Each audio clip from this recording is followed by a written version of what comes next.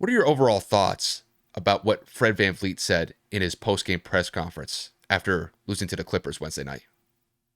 I think it's justified. Honestly, Kyle and I talked about this when that video surfaced. We think that NBA players need to be more vocal. We think that they need to be more honest. I mean, the officiating of the NBA has gotten, what's the word I'm looking for? Soft. There have been a lot of instances where players are getting texts for nothing. Like players are dunking on people and you can't celebrate, you can't scream in excitement, you can't stare at the player after you dunk on them. I mean, Jordan Poole just the other day got a tech for giving the ref the ball back via a bounce pass. It wasn't aggressive. I don't believe that it was ill intent. I mean, obviously, if you see the replay, he legitimately bounces the ball to the ref and then gets a tech out of it. Because if he drops the ball where it stands, it's a tech. If he throws a chest pass, it's a tech. If he rolls it, it's a tech. It's like you're damned if you do, you're damned if you don't. Luka Doncic got a tech the other day for staring at the ref, albeit Luka complains every single play. The refs probably were talking to him throughout that game to cut it out. So that one's a little bit more on an outlier situation because Luka does it to himself. But in terms of Fred VanVleet, this is a player that doesn't normally speak like this. This isn't somebody that's consistently in the media or having a negative narrative next to his name for negative comments against the officiating. This is something that needs to be put on blast. This is something that needs to be put on notice. The NBA referees are ruining games with the officiating as of late. Technical fouls should not be something that is given for the slightest disagreement with the ref. I mean, again, looking at someone, giving them the ball, like I can't comprehend how the league got so sensitive to the point where you basically can't associate yourself with the referee. The second they call whatever it is that they call, whether a foul, a travel, a charge, the second you get animated, you're going to get teed up. I mean, that tech limit at minimum needs to be increased from 16 games to probably 20, 25, the way that, dude, refs are handing out technical fouls like candy nowadays.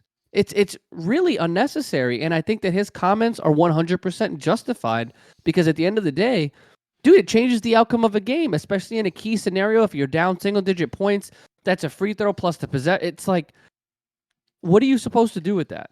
Yes, you need to respect the officiating crew. Yes, you can't go doing things like cursing them out, throwing the ball at their head.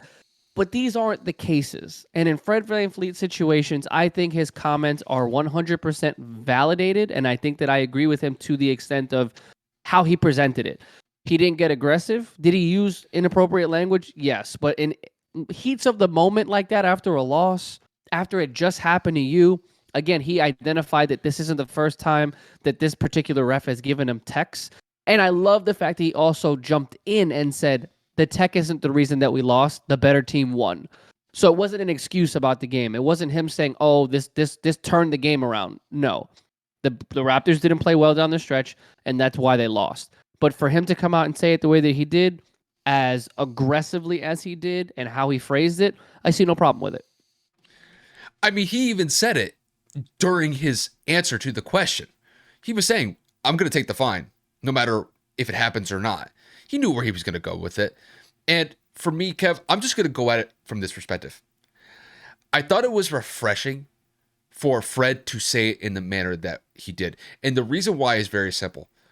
Kev, the way that he answered that question is something that you and I would talk about or answer in a way where that's just a conversational answer. That's just the way that we typically speak in just a regular conversation that you and I have, whether it's on camera or off camera.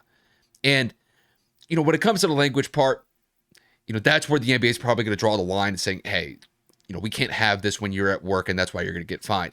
But just from the perspective that I took, I thought it was refreshing for him to say it in the manner that he did.